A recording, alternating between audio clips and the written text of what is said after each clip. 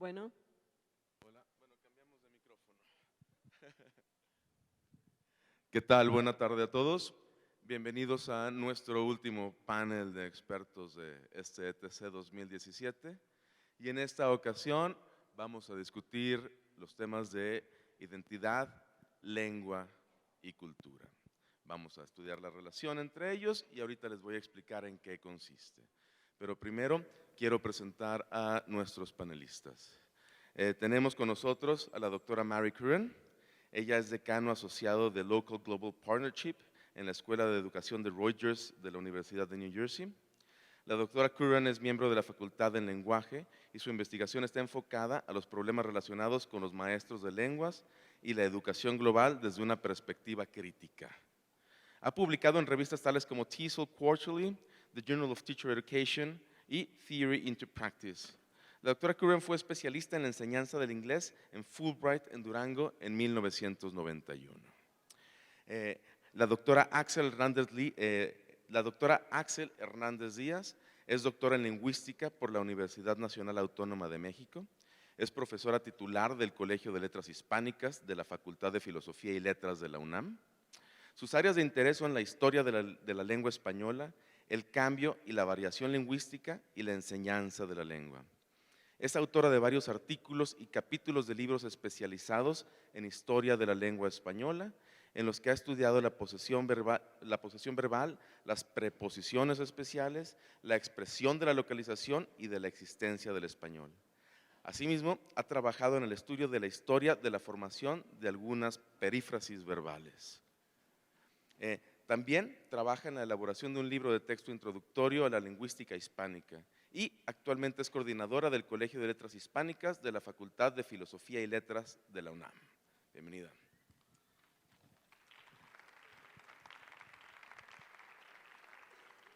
Les presento también a la doctora Sara Confesora Redé Mostelier. Ella es profesora de la Facultad de Turismo de la Universidad de La Habana, en Cuba. Es doctora en Ciencias Pedagógicas con especialidad en didáctica. Es profesora titular de la Universidad de La Habana, profesora e investigadora en la docencia universitaria por más de 40 años en Cuba, Venezuela, México, Angola y Guinea Ecuatorial. Es miembro de tribunales de categorías docentes e investigativas, defensas y oponencias de maestrías y doctorados, tutora de tesis de grados de maestría y doctorado, autora y coautora de cursos multimedia y libros de textos para la enseñanza del inglés en Cuba.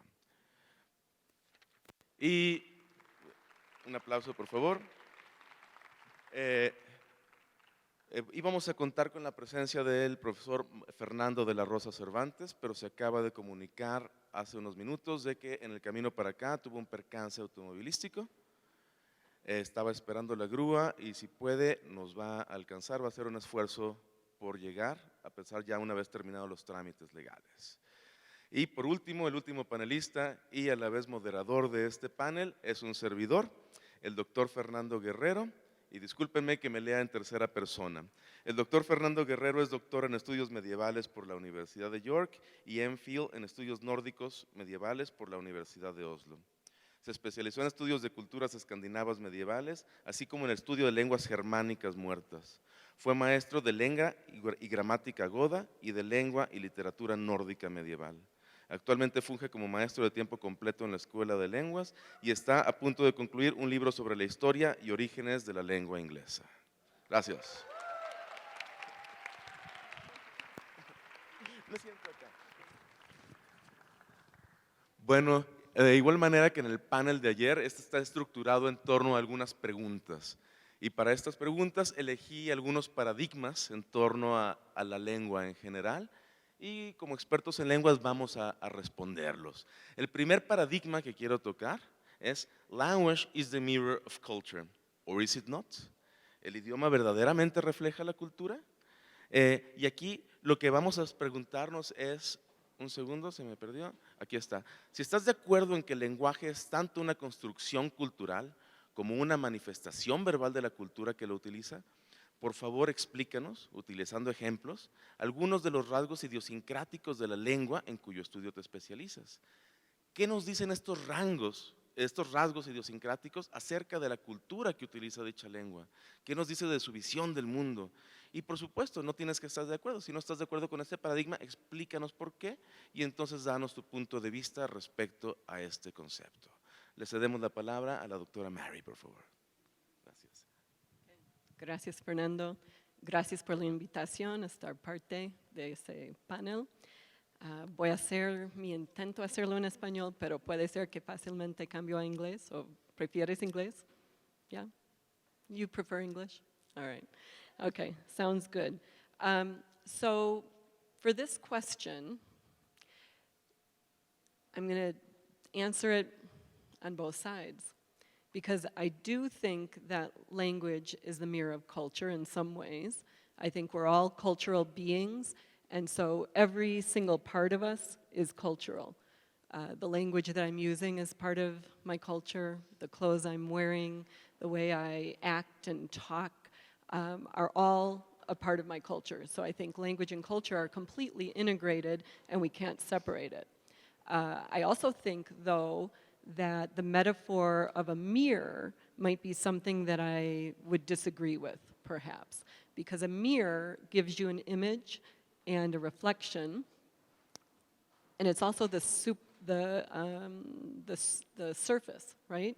And we know that culture is very, very deep, and it's in our perspectives, in our beliefs, and in our values.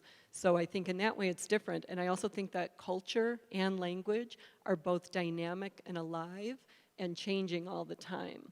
And that's something that needs to be very important and captured when we're talking about the relationship between language and culture.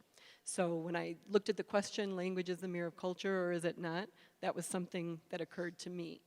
I also do know that when I came here to Durango many years ago and was working on learning Spanish, it made me very aware of my own culture and my language use. So when you asked to think about examples, I remember someone saying to me when we were talking about seeing a movie, and I wanted to say, oh, you really should see that movie. And in English, you can say, you have to see that movie, it's great. And when I said in Spanish, you know, tienes que ver la película, the person turned to me and said, oh my gosh, you gringos, we've heard about you. You're always telling us what to do and demanding. And I just wanted to suggest it's a good movie, you should see it. You know, you have to see it. So I think, you know, in this example, the directness in my culture, the way that we are very explicit, and that was something that I noticed as a difference. So I'm happy to add more, but I'll pass it along to you, Sara. Buenos días a todos y gracias por permitirme estar aquí con ustedes una vez más. Bueno, para referirme a la respuesta de la pregunta que acá el doctor Fernando nos hace, yo sí afirmo que el lenguaje es el reflejo de la cultura en que nos desenvolvemos. ¿Por qué? Porque a través del lenguaje nosotros expresamos nuestros sentimientos, expresamos también las manifestaciones del arte, los hábitos alimentarios, la música, la forma en que nos vestimos, las costumbres, hasta las bromas nuestras, los cubanos, por ejemplo, no son las mismas bromas de los ingleses ni de los americanos. La forma, por ejemplo, en que nos saludamos, nos gusta saludarnos con un beso. Hay veces que los ingleses se quedan con la mano así y nosotros vamos. Esas son nuestras formas de expresar la cultura nuestra. También se manifiesta en la actitud que tengamos hacia la naturaleza, el ambiente, los valores también y las creencias. Hay culturas que son mucho más religiosas que otras y hay otras que son una mezcla de religiones y de culturas. Ahora bien, también en esta respuesta yo quería enfatizar en aspectos que son muy importantes o principales para entender lo que es la cultura, como por ejemplo el conocimiento que tengamos de la cultura donde nos estamos desenvolviendo. Digamos, los temas de conversaciones que abordemos, si son interesantes, si son placenteros, que eviten situaciones embarazosas, o también evitar ser indiscreto, o estar expuesto a cualquier situación. Por eso es importante el conocimiento de la cultura. Otro aspecto principal para entender la cultura es el comportamiento que tengamos. Digamos que hay que saber en una determinada cultura qué es lo que está bien o qué es lo que está mal, qué es lo que es bueno o qué es lo que es malo. Eso también es importante. Los valores que tiene una determinada cultura, las actitudes que reflejamos en ese comportamiento externo con los demás, digamos, la amistad que tengamos con los compañeros con los que trabajamos, con los miembros de una determinada comunidad, la eficiencia que tengamos en nuestro trabajo y los resultados que tengamos en nuestro estudio, así como el modo de vida que llevamos y también muy importante la cortesía y la caballerosidad proletaria hacia con los demás. Gracias, buenos días. Bueno, pues también agradezco mucho la invitación a participar en este panel que presenta reflexiones muy interesantes. Y bueno, simplemente añadir a lo que ya dijeron mis compañeras, que sí, que en efecto la lengua es una construcción cultural y como construcción cultural, pues sí, es el reflejo de la cultura. O es también de alguna manera como una especie de lentes que nos ponemos y a través de los cuales filtramos el mundo, ¿no? Y reflejamos qué es relevante para una cultura y qué no. Eso, por ejemplo, da como resultado que en algunas lenguas, todos estos ejemplos que a lo mejor ya hemos oído en clases de lingüística, ¿no? Que hay lenguas que tienen muchísimas palabras para referirse a verde, por ejemplo, si están ubicadas en una zona boscosa, ¿no? A diferencia de otras que a lo mejor van a tener en las lenguas que viven las culturas que viven en un lugar donde está lleno de hielo, bueno, pues que tienen muchísimas palabras para referirse a ese entorno porque así lo necesitan, ¿no? Y todas esas son muestras de cómo la lengua, pues sí, refleja nuestro entorno y dice cómo es que nos comunicamos con él, ¿no? Y para poner algunos ejemplos del español, pues sabemos que es una lengua hablada en muchas regiones del mundo y eso hace que nuestra lengua viva en variantes que están relacionadas justamente con las culturas con las que se relaciona nuestra lengua, ¿no? Y hace que, por ejemplo, los españoles digan voy a por agua, mientras que nosotros decimos voy por agua, y muchas otras construcciones que nos parecen muy raras a veces como hispanohablantes de una región en particular, pero que implican una mirada particular de la cultura frente a cómo se conceptualiza el espacio, las metas, las relaciones interpersonales, etcétera, ¿no? Y, por ejemplo, otro gran ítem para hablar de la relación entre lengua y cultura pueden ser las fórmulas de cortesía, ¿no? Esto que decimos que a veces en algunas culturas nos parece demasiado ruda la manera de relacionarse entre un hablante y otro, un poco lo que se refería también la profesora, ¿no? Estas maneras de referirnos, del acercamiento, de la distancia corporal, todo eso, pues al final de cuentas está manifestando la relación entre lengua y cultura, porque la lengua no solamente es la lengua oral, sino también pues, la proxemia, el lenguaje corporal, ¿no?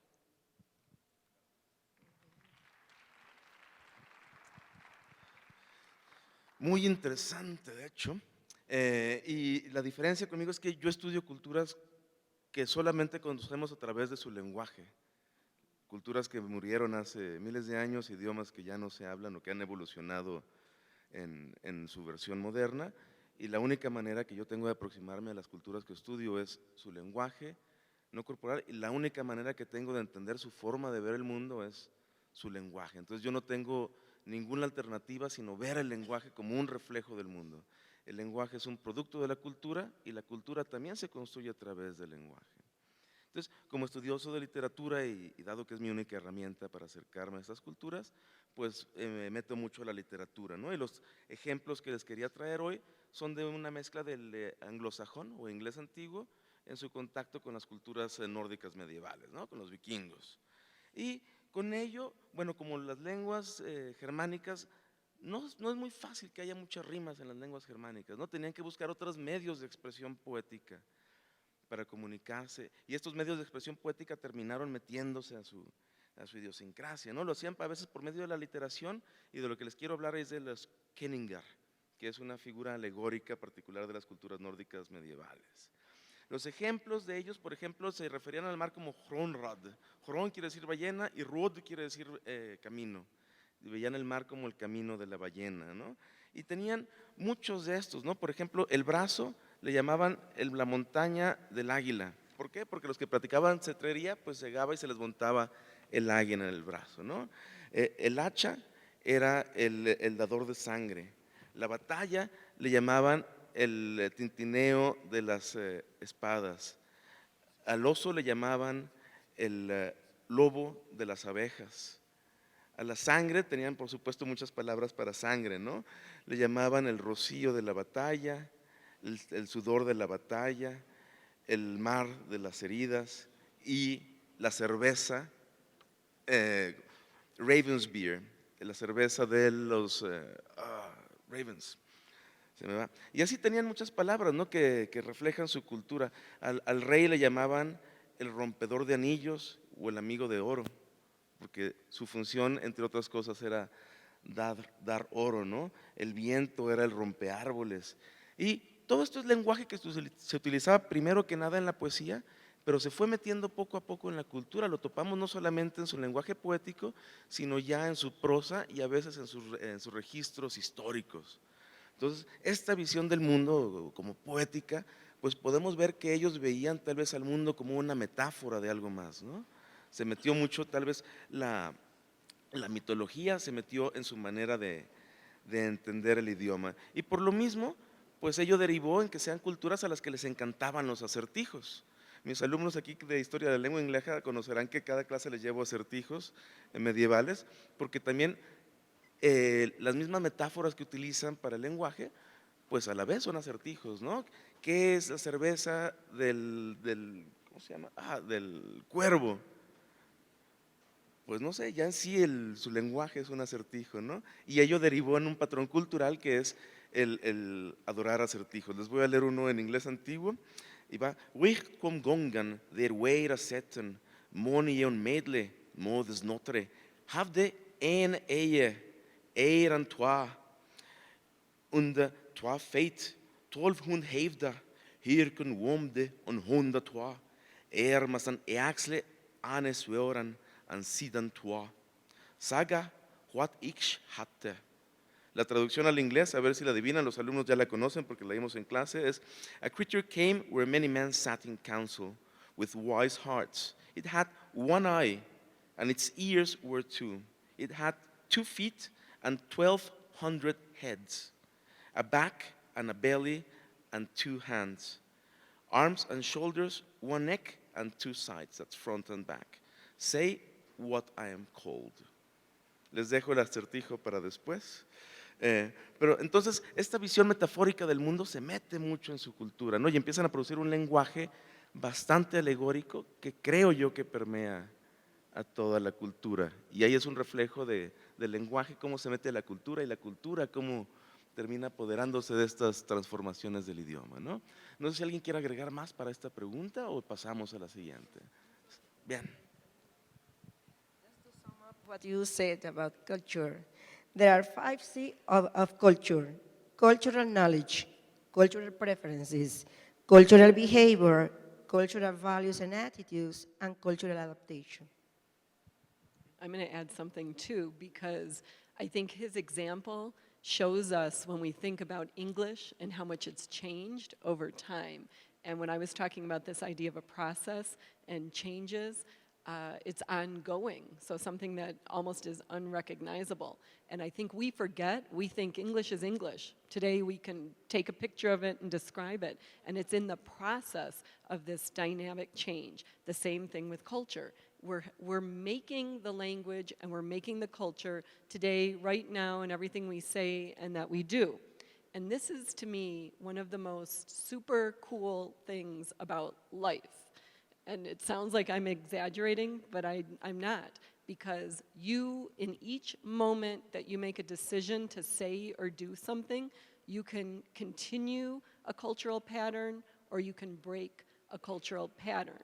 So say we want to have gender equality, for example. So how you teach your sons and your daughters, what you choose to say and do with them, can change cultural patterns, ways of thinking, and behaviors. So your example really highlights what we're living and doing, and we forget that. We kind of think that here's English, here's the culture in the US, here's the culture in Mexico. It's dynamic, changing. People talk about translanguaging, how we flow between one language to the other. So I think that that's a great example to show that.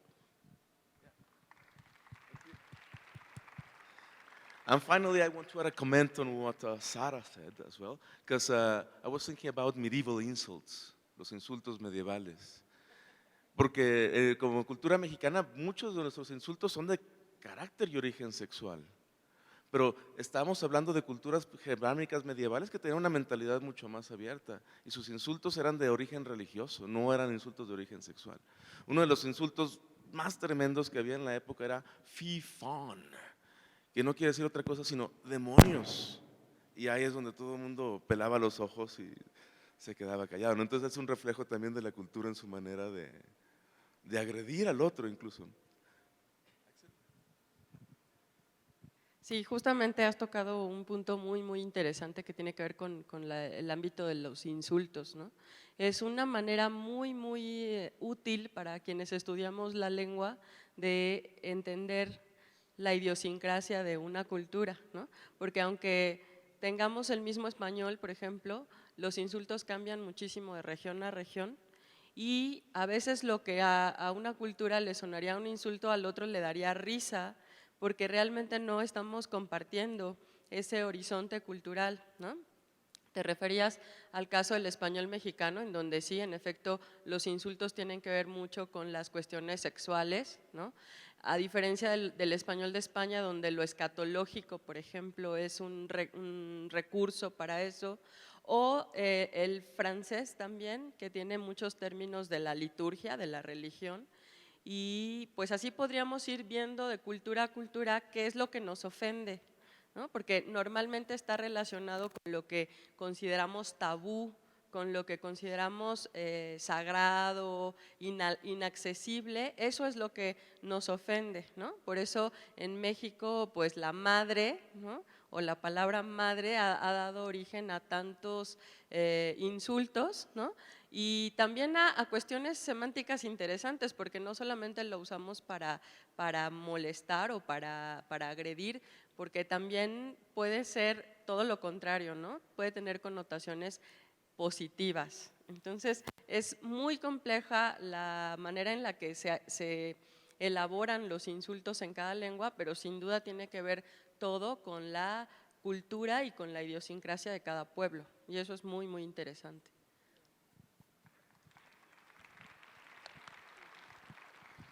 Bueno, pues gracias. Esto no va a terminar ahí, creo que la reflexión va a seguir después, pero hemos de pasar a la siguiente pregunta, que también es otro paradigma. El paradigma, lo pongo en inglés, language is the vehicle of thought. El lenguaje es el vehículo del pensamiento. Or does language inhibit thought? ¿Qué es lo que yo cuestiono? ¿O acaso el lenguaje es algo que inhibe al pensamiento? Y explico la pregunta. Si nuestro pensamiento, manera de entender el mundo y capacidad de generar algunos tipos precisos de ideas está influida, condicionada y derivada de las peculiaridades gramaticales de nuestro lenguaje, ¿cómo crees que el pensamiento generado en el idioma en que te especializas percibe el mundo? ¿Qué ideas promueve este idioma y qué tipo de ideas limita? ¿Cuáles son algunas de las peculiaridades en este respecto del idioma en que te especializas? ¿Y cómo crees que esto influye sobre la percepción de la realidad de la cultura que utilizas? Le cedemos ahora la voz primero a Sara, por favor. Bueno, el lenguaje, claro que es vehículo de pensamiento. Si vemos como que el lenguaje es la envoltura material del pensamiento, a través del lenguaje nosotros expresamos nuestras emociones, nuestros sentimientos, nuestras reacciones ante la vida, transmitimos ideas de nuestra cultura, de nuestra identidad, ¿ven? Y también podemos hacer comentarios, valoraciones críticas, expresar nuestra imaginación y nuestra propia experiencia de la vida, y todo eso lo realizamos a través del lenguaje. Por ejemplo, él ponía en su pregunta algunos aspectos de la propia gramática que también reflejaran eso. Traía el ejemplo de los adjetivos, por ejemplo, en el género anuncio, los advertisements. Por ejemplo, tenemos el top quality, chocolate flavored, longer lasting, son ejemplos que también lleva implícito un pensamiento, un lenguaje a través de sus propios adjetivos. Claro, no siempre el lenguaje que utilizamos, por ejemplo, en los anuncios está correcto. El profesor que enseña la lengua inglesa en este caso tiene que estar alerta sobre eso, porque a veces te dicen whiter, it is whiter, refiriéndose a un detergente X, it is whiter, but whiter than that. Y bueno, estas son cuestiones que debemos tener en cuenta a la hora del proceso de enseñanza-aprendizaje. Como a través del lenguaje, resumiendo, nosotros expresamos nuestros sentimientos, nuestras ideas, hacemos valoraciones críticas, comentarios, todo es gracias al lenguaje. ¿Ve?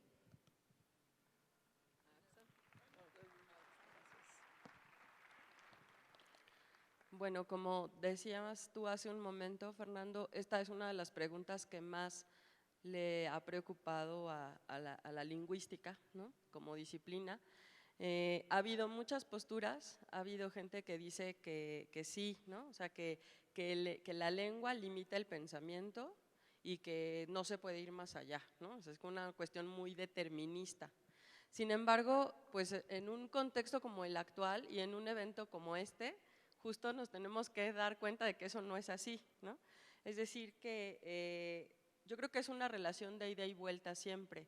O sea, con la lengua se construye el pensamiento y el pensamiento también enriquece la lengua, ¿no? Si realmente fuera una cuestión delimitante, la lengua que hablamos para entender el mundo, pues no podríamos aprender de otras culturas, no podríamos aprender nuevas lenguas, o sea, eso estaría constreñido a nuestro pensamiento y a nuestro lugar de nacimiento, de raíces, de cultura, y sabemos que no es así. Un mundo como el que vivimos actualmente justo nos muestra todo lo contrario, ¿no? Y también esto nos muestra la importancia de aprender otras lenguas y de otras culturas, ¿no? Si realmente la lengua determinara nuestro pensamiento, sería imposible entender conceptos que existen en otra lengua, aunque yo no la tenga en español, y eso vemos que no es así.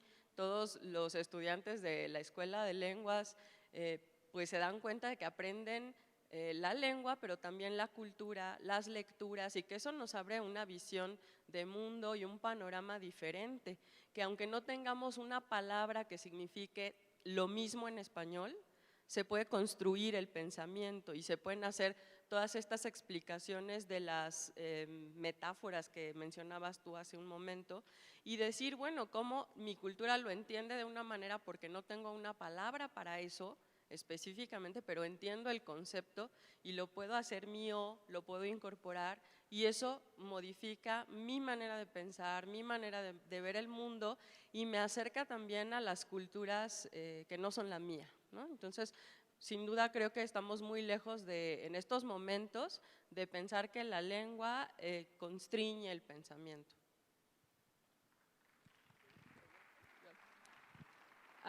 I agree with what you're saying very much, and I was going to say something similar, but I actually think I'll take a new direction to just add something to this too, because when I read this question when you sent it, especially the last part that says something about, you know, la percepción de la realidad de la cultura que lo utiliza, I thought we need to add power into this conversation about language and culture.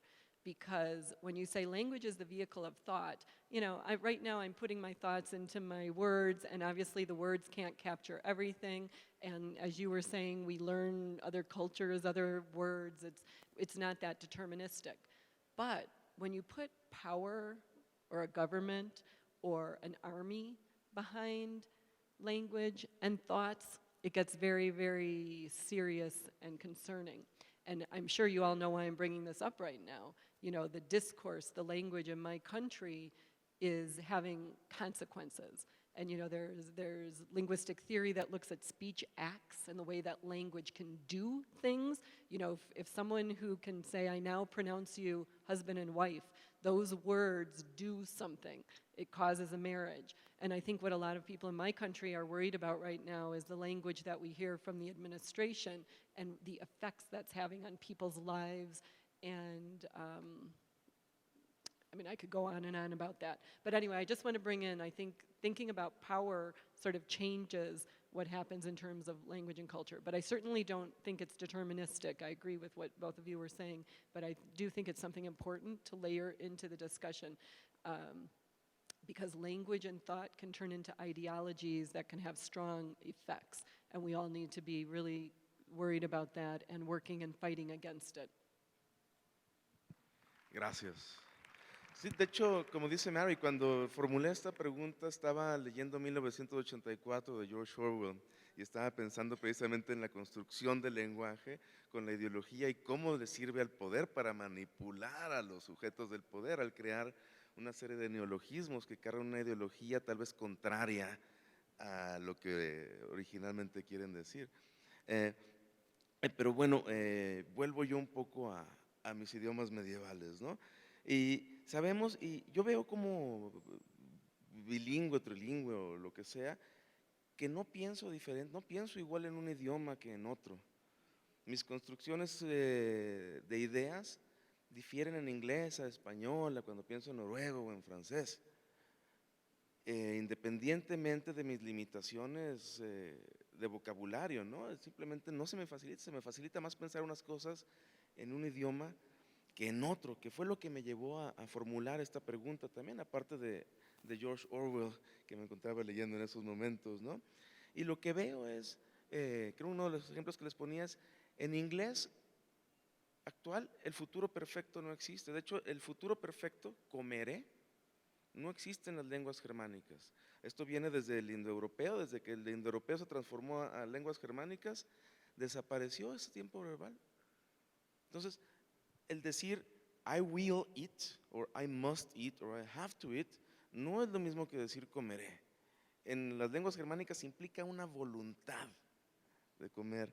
En las lenguas que tenemos un futuro perfecto no implica una voluntad. Entonces ahí ya estás expresando una idea muy diferente, ¿no? Un dicho muy común que tenemos en castellano es el hubiera no existe, porque nosotros usamos el subjuntivo y abusamos del subjuntivo como cultura. Todo es pudiera ser, estaría en Mazatlán ahorita o habría hecho esto, ¿no? Tendemos a pensar como cultura más en subjuntivo que en un tiempo, que en el indicativo. Pensamos más en lo que pudo haber sido que en lo que fue, en lo que podría ser que en lo que será y en lo que podría estar haciendo que en lo que estoy haciendo. Pero en inglés no se da esto porque el inglés no tiene subjuntivo. Este tipo de pensamientos y este tipo de ideas no se da en el inglés.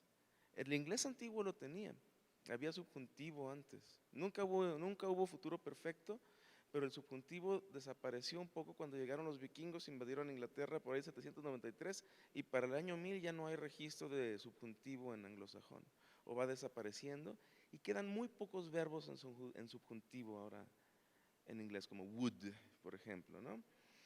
Entonces, esto creo que sí, no manipula, pero sí interviene mucho con nuestra visión de la realidad y con nuestra manera de expresar nuestras intenciones, nuestros deseos y nuestra construcción de lo que somos, porque también nos construimos a través del lenguaje. Y si carecemos de las herramientas para formular ciertas ideas, podremos generar conceptos análogos, pero no equivalentes. La sinonimia no existe, estoy de acuerdo, ¿no? Pero un nativo hablante de inglés tiende a pensar en su puntillo, y aunque después se aprenda lenguas latinas y aprenda español, su estructura mental sigue estando de acuerdo con su idioma materno, ¿no? Porque aprendimos a concebir el mundo a través precisamente de esos idiomas, ¿no? Y así es como lo veo. Y bueno, me regreso a mis lenguas medievales, ¿no? Por ejemplo, así de expresiones verbales antiguas, en inglés antiguo y en lenguas germánicas antiguas se utilizaba mucho el acusativo para ciertas ideas. Por ejemplo, decían en inglés antiguo "thikyamek" o "droimmiek". Esto quiere decir que una idea yo no la tengo. Hoy día tú dices "I thought". Before you said "it thought to me". Nowadays you say "I dream". But before, and in Old English, you said "it dreamt to me". El sueño te ocurría, el pensamiento te venía, lo cual también implica ya una construcción de las ideas abstractas de otra manera. Hoy tú eres quien las posee, antes ellas te venían, el sueño te ocurría, tú no lo soñabas, el pensamiento te ocurría, y existe todavía hoy día en inglés, ¿no? Con el "me thinks", es todavía un reflejo de ese uso del acusativo antiguo, ¿no? Pero muchos de los conceptos abstractos que habían se reflejaban por medio del acusativo, lo cual nos refleja también mucho de la percepción ideológica del mundo, ¿no? El mundo de las ideas, el mundo platónico te viene, tú no lo posees hoy día, tú no lo generas, ya existe y solamente se manifiesta a través de uno. Ya para terminar con esto, también bueno, los adjetivos, ¿no? El inglés antes tenía género, había femenino, masculino y neutro. Y también cuando llegaron los vikingos, pues se perdieron los géneros, ¿no? Para simplificar la gramática, porque era algo compleja la gramática del anglosajón. Entonces también el percibir el mundo como básicamente un espacio neutro, a percibirlo como un espacio de género, pues también nos puede afectar no afectar, sino puede influir en nuestra visión del mundo y de cómo lo percibimos, ¿no? Y sobre todo si te dedicas a estudios de género, no expresas lo mismo en inglés que en castellano. ¿Alguien quiere agregar algo más de esto? Porque veo que están haciendo caras todas. It's interesting to hear you talk and to give those examples too, and I thought this is making in my mind a connection with the panel today and the panel yesterday, because we talked about the use of language with inclusive education, and if you say something's different, does it really mean it's different, like politically correct language too, right? And I think that that's something really important to think about, because I do think we do have some agency, and when we do try to use new language, we're trying to have our thought follow and to think new way about people, to think new ways about things, but it has to be really the action that we heard yesterday that takes the lead. But one thing I was thinking, we just redesigned our language program at my university, and we had classes that were teaching English language learners, using the words English language learner instead of ESL, for example, and trying to find different ways to speaking about people learning languages. We now are calling the class Emergent Bilinguals.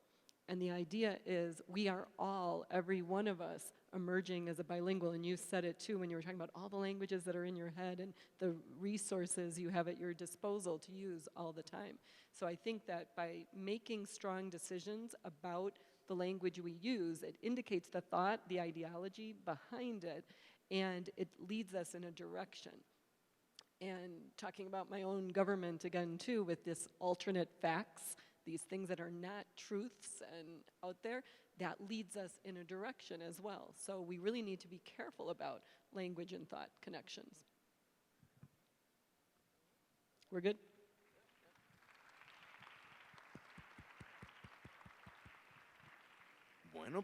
Bueno, pues ello nos lleva a la tercera pregunta, por favor. ¿Ya la cambiamos? Ya la cambiamos, bien. Otro paradigma que deseo que cuestionemos es, ¿dónde está? Language brings people together. hablando se entiende la gente, diríamos en castellano, ¿no? Or does it not? Nos aleja, nos acerca. ¿Cuál es la función del lenguaje en su aspecto social? Y la pregunta que formulo aquí para todos nosotros es, ¿de qué manera el lenguaje nos conecta con nuestro entorno y con nuestros semejantes? ¿Realmente nos conecta con nuestro entorno y con nuestros semejantes? ¿Y cómo es que el lenguaje en que te especializas crea un sentido de identidad y de pertenencia, ya sea nacional, individual, social, cultural, económico, de clase, etcétera? Y le dejamos ahora la pregunta primero a Axel. Muy bien. Pues bueno, es muy interesante también esta pregunta porque tiene que ver con el ámbito social, ya no tan de la construcción del pensamiento ni nada. Y por supuesto que la lengua mantiene a la gente unida y la identifica. Es el gran cohesionador social y eso lo ha reconocido la gente a lo largo de la historia, porque muchas veces las prácticas lingüísticas comienzan en la comunidad y es hasta que un gobernante se da cuenta de que hay que poner eso por escrito. Por ejemplo, necesitamos leyes que se entiendan, ¿no? O que la gente entienda para que podamos convivir, que pues se va como sedimentando esta lengua, ¿no? Es decir, sí, por supuesto que crea un sentido de identidad y todos los gobernantes, todos los reyes, toda la gente que hace política lo sabe y se da cuenta y entonces lo utiliza también como esto que decíamos al principio con el pensamiento es poder, pues sí, es identidad, por supuesto. No necesitamos, bueno, más allá de que estamos acostumbrados al lábaro patrio, al himno nacional y todas estas cuestiones como símbolos de identidad, la lengua es eso. Lo que pasa es que como no lo vemos, como no lo tocamos, no nos damos cuenta de que es el primer elemento que nos cohesiona, ¿no? Que nos da unidad, que nos hace identificarnos con el otro, ¿no? Y algo que creo que si han tenido la oportunidad de viajar a un lugar donde no se habla español, a lo mejor han tenido esta experiencia de que de pronto pues se juntan grupos de manera espontánea, ¿no? En una fila, en un museo y demás, y uno inmediatamente empieza, oye por ahí alguien que está hablando español e inmediatamente es como el imán, ¿no? Es como, aunque uno entienda la lengua del país que está visitando y demás, es como un imán que uno escucha a alguien hablar español y entonces empieza a conversar con esa persona, ¿no? Y es muy curioso porque muchas veces yo, bueno, cuando me ha ocurrido, me veo hablando con la gente y digo, yo no tengo nada en común con esta persona. Seguramente en otra situación nunca hubiera entablado una conversación con él o con ella. Y sin embargo, como el sentido de pertenencia es más o va más allá de nuestra lógica o de nuestro pensamiento, que en esa situación de comunicación sientes que hay algo que te jala, que te une al otro, ¿no? Y que además es algo que no hacemos consciente, sino que es algo como nato, como que se va dando así de manera normal. Y claro, cuando te despides de esa persona, pues piensas, jamás yo en la vida hubiera interactuado con él o con ella en otra situación. Y creo que ese es un ejemplo de cómo la lengua nos identifica, o sea, nos da esta certeza para conocer el mundo y esta manera de compartir con el otro, ¿no? Por eso es tan importante la lengua, ¿no? Porque en países en donde, por ejemplo, se hablan 2 o 3 o más lenguas, bueno, a veces están reconocidas oficialmente, a veces no, pero eso no es obstáculo para que la gente cree sus comunidades, se afiance a sus tradiciones y por supuesto que estoy de acuerdo en que la lengua nos conecta con nuestros semejantes, ¿no? Y que es un baluarte cultural y que nos da identidad nacional, más allá de que nunca le hagamos honores así como a la bandera ni nada de esas cosas, ¿no?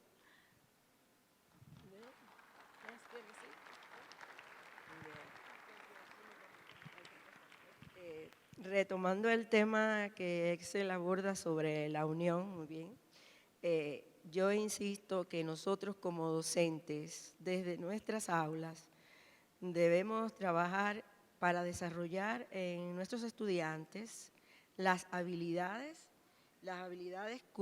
culturales. Quiere decir que nosotros a través de nuestra propia docencia debemos enseñar a los estudiantes, formarle habilidades para manipular información, habilidades de cuestionamiento, habilidades para hacer pensamientos críticos, ejercitar el pensamiento sin juzgar, porque a veces juzgamos a primera vista y eso nos hace mucho daño en esa unión y en ese comportamiento que tengamos. Es importante también ser observadores. La observación es muy importante cuando se refiere en diferentes contextos y más cuando no estamos en nuestra propia cultura. O sea, chequear esa observación, pero a partir de determinados valores que ya están prefijados en esa propia cultura. Otro aspecto importante para formar habilidades culturales y posibilitar esa unión es comprender la definición de esos valores. Ya aquí hace un rato el doctor Fernando hablaba sobre eso, que hay cosas que por ejemplo, para el mexicano tiene un sentido, pero para el americano no, ni para el español, ni para el inglés. Entonces hay que ser observadores de eso y ser muy juiciosos con eso. Y esas son habilidades que tenemos que formar y que tenemos que desarrollar como individuos. También otro aspecto en esa habilidad cultural es comprendernos a nosotros mismos, comprender nuestros propios sentimientos y nuestras propias aspiraciones.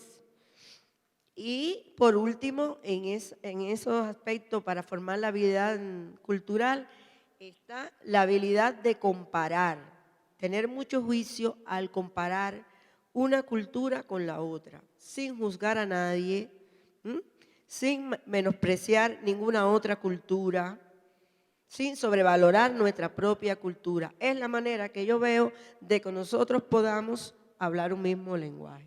Muchas gracias. Okay. So I also agree that language brings us together. It's bringing all of us together right now, as a matter of fact.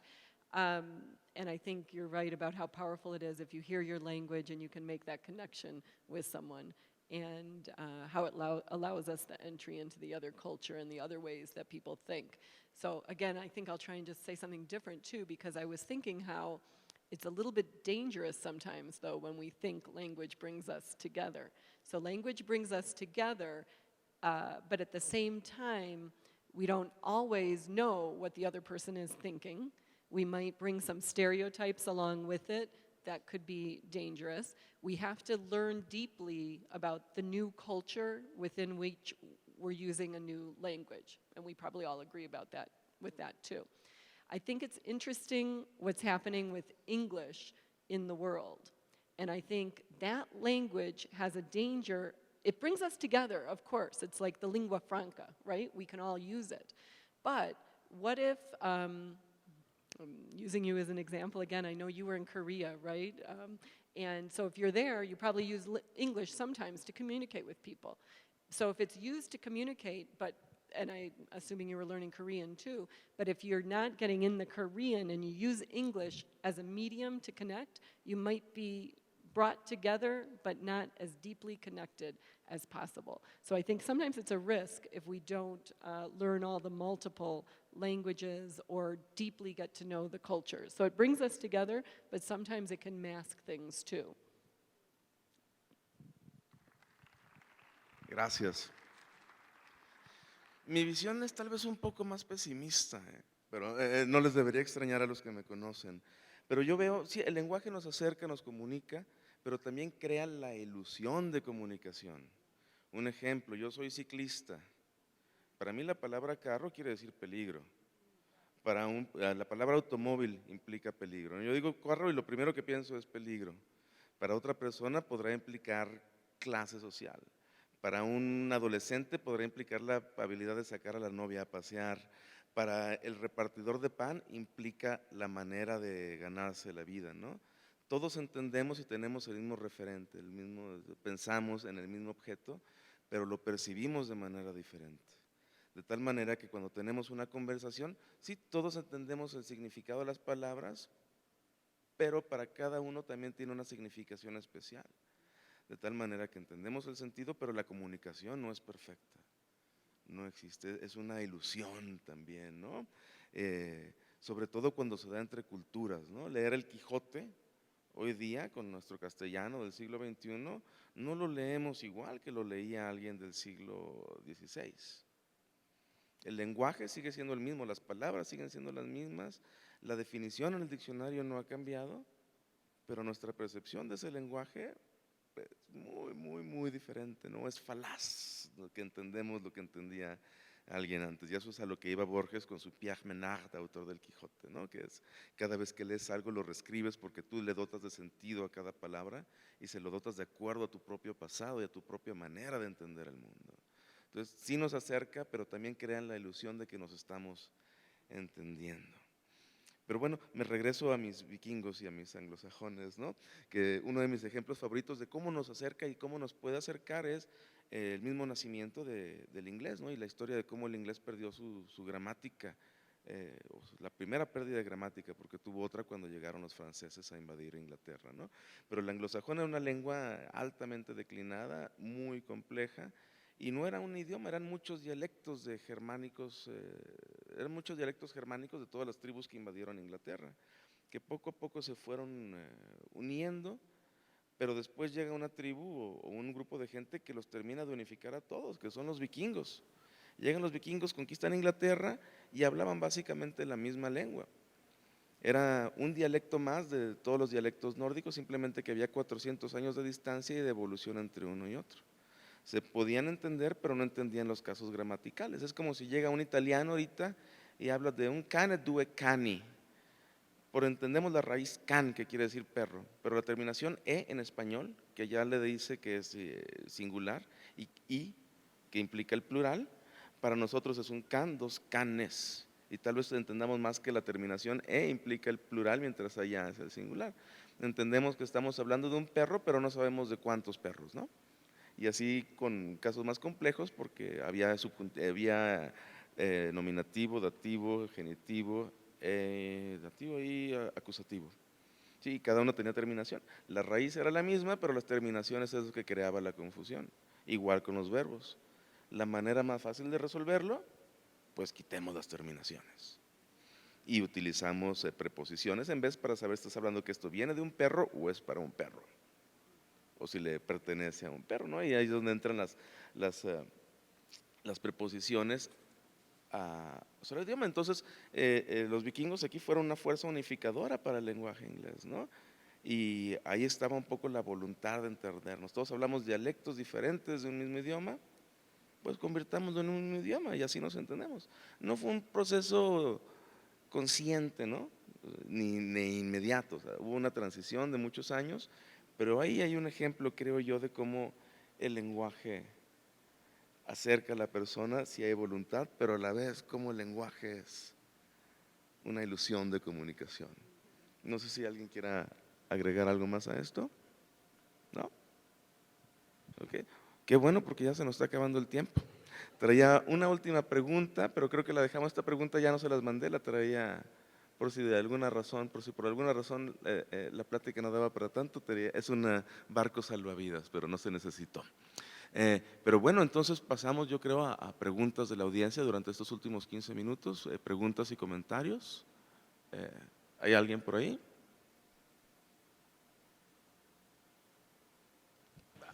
Sí. Bueno, pero nada más tenemos un micrófono, ¿no? Entonces mejor otro de allá. Solo tenemos un micrófono, entonces, bueno, pásale. I have one question regarding how language connects people, and I think it can happen the other way, because we all agree that language connects people. As you said, Ms. Curran, language is connecting us right now, but there are also those occasions in which language separates people, because it creates such a strong sense of belonging to a group that if we are not used or we have certain stereotypes or ideas about another group, there are cases in which language is also a separator instead of a unifier. So how can we control, or what are the roots of those words which let us separate? Can you think of an example or any case in which language also separates people instead of uniting them?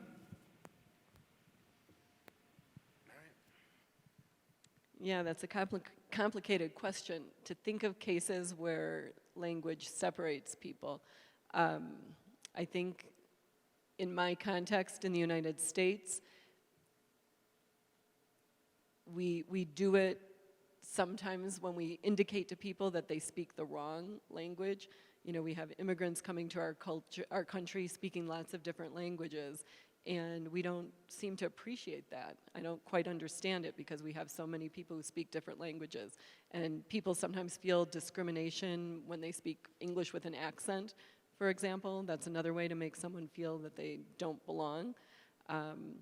But I think in order to work against that, we need to constantly be thinking about how we may not be completely understanding everything that's happening. I think Fernando keeps using the word illusion. We think of language as being, you know, black and white and something that exists for those of us who teach it. And it's an attempt to put our thoughts in a concrete fashion. It's an attempt for me to share an emotion with you. It's an attempt to do something, and it's always inadequate. I mean, I think I feel that way, and I think we all do when we try to speak or say something. It's not quite exactly right. So we need to keep being aware of that, and that's our job, I guess, as teachers too, to help young children know that everything's not just what it appears to be. Anybody want to add to that? Creo que otro ejemplo de lo que dice Aramis es, vivimos en una sociedad, al menos en México, muy elitista. Y el lenguaje lleva una connotación de clase y educación bastante fuerte, ¿no? Que nos aleja. No es lo mismo traer una troca que un automóvil, que un mueble, que el carro, que el coche, que la carroza, ¿no? Entonces, ahí es donde a través de nuestro manejo del lenguaje, demostramos de cierta manera clase social y educación.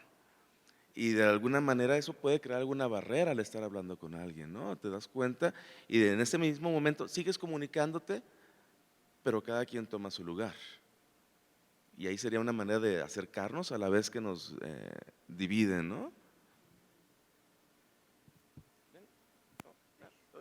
¿Más preguntas o comentarios?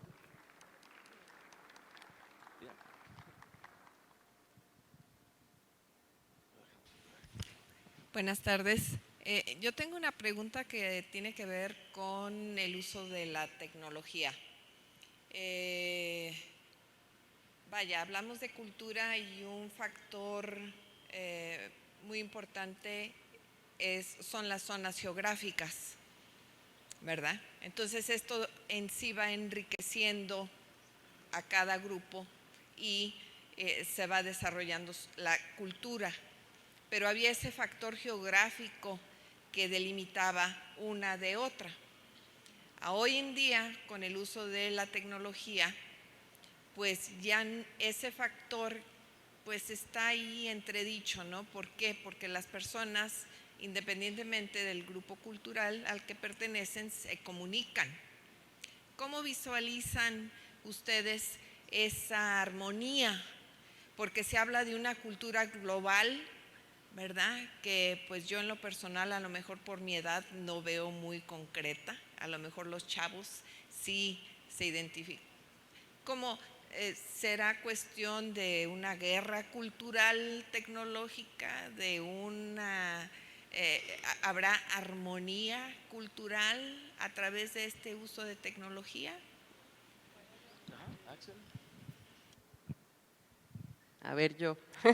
Es que es una pregunta muy, muy interesante y yo puedo hablar solo del español, que es lo que conozco, pero creo que hay muchas cuestiones que pensar, pero que la tecnología sí lo que se ha visto es que ha borrado lo que se llaman las isoglosas lingüísticas, o sea, las variantes lingüísticas. O sea, sí hay muestras de que se está volviendo en el asunto de la tecnología al menos, o en este ámbito tecnológico, se percibe cada vez más un español más estándar o más homogéneo.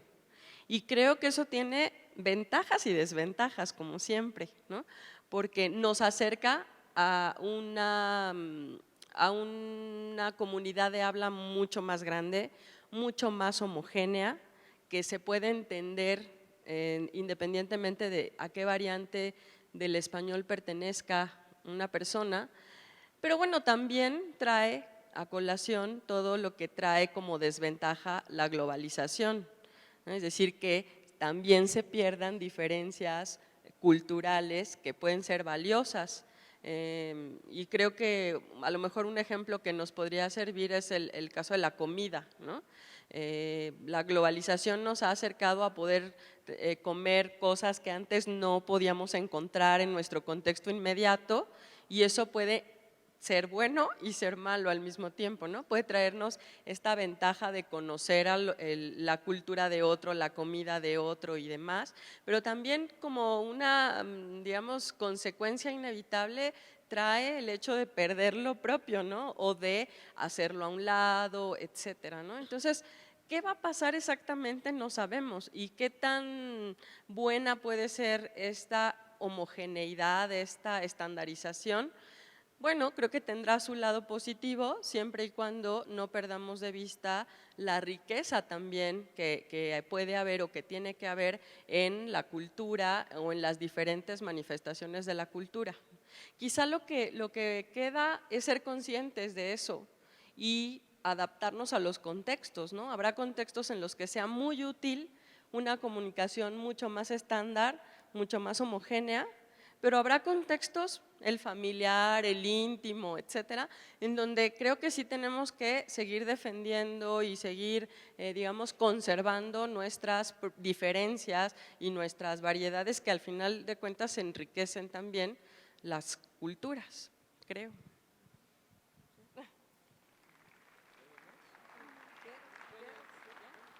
No, yo quería también ahí expresar algo, que sí es cierto que la tecnología nos da muchas oportunidades para ese intercambio y ese enriquecimiento cultural.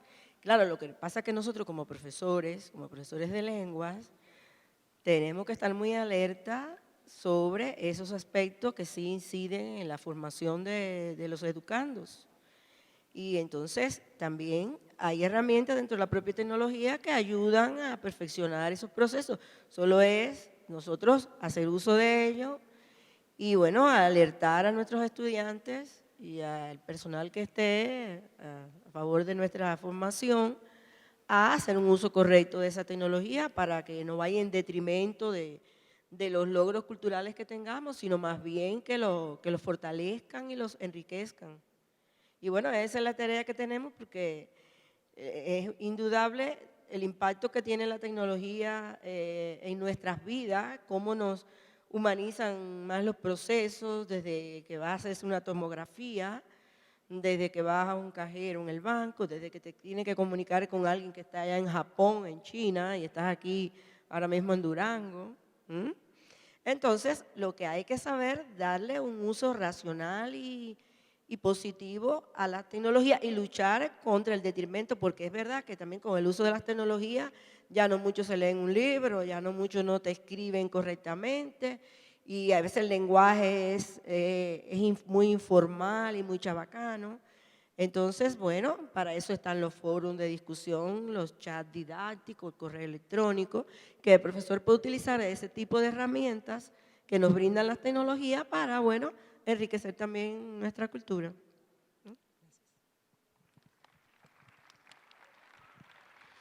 Bueno, y tenemos tiempo para una última pregunta bien cortita. ¿Ya no? Bueno, ¿dónde?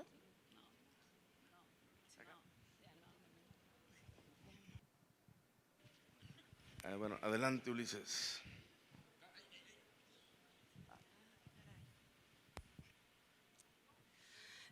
Bien, gracias por que me den la oportunidad de dar la palabra.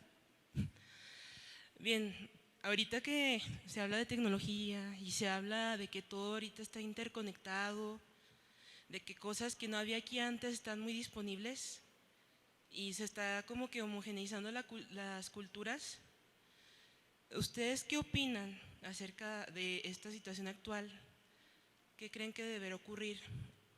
Ahorita que hay lenguas dominantes, empresas dominantes, culturas dominantes, ¿creen que todas esas lenguas que no pueden entrar a la competencia de la globalización deberían desaparecer para facilitar que la sociedad se homogeneice, sean más fáciles los procesos comerciales entre interacción y así? ¿O ustedes defienden el hecho de que aunque esas lenguas no puedan competir en este ámbito globalizado actual, tan agresivo, en mi opinión, creen que deberían aún así seguir existiendo, tener el derecho de seguir permaneciendo en la historia? Well, that's exactly the bad side, I think. If we lose those languages and those cultures because of globalization, we lose ways of communication.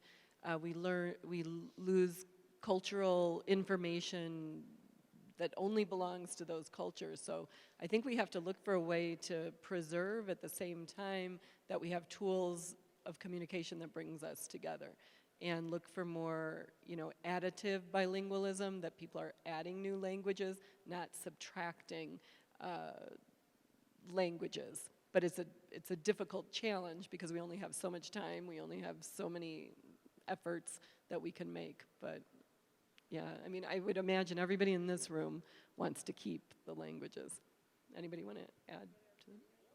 Yeah, Kim. No, yo pienso que la tecnología no puede contribuir a que desaparezca nuestra propia identidad.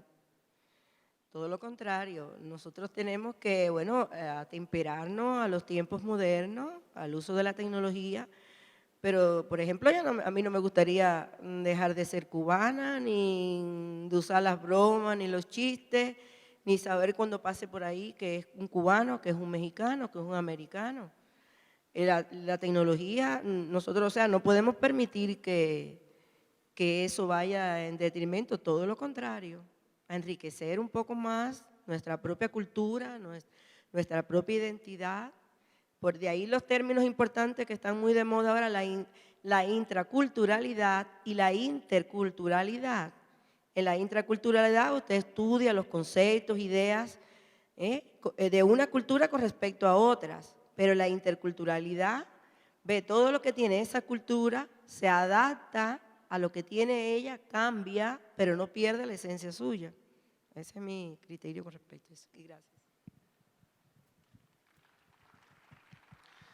Es interesante la pregunta, sobre todo porque estamos discutiendo la conexión entre lenguaje, cultura e identidad y cómo nos manifestamos, cómo las tres están interconectadas, ¿no?